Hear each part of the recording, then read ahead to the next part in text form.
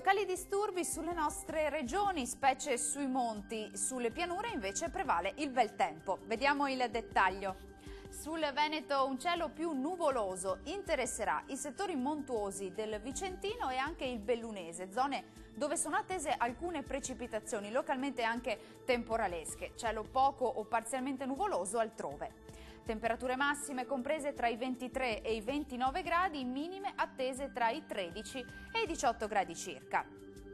Spostiamoci ora sul Friuli Venezia Giulia, tempo più compromesso sull'Udinese più settentrionale dove sono attesi anche dei temporali, specie al pomeriggio. Sul resto del territorio prevale il bel tempo.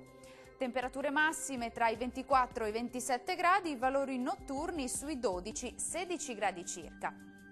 E raggiungiamo infine il Trentino Alto Adige, cielo più nuvoloso sui confini alpini dove sono attese anche delle piogge, piovaschi e schiarite anche sul Trentino, altrove sarà più soleggiato.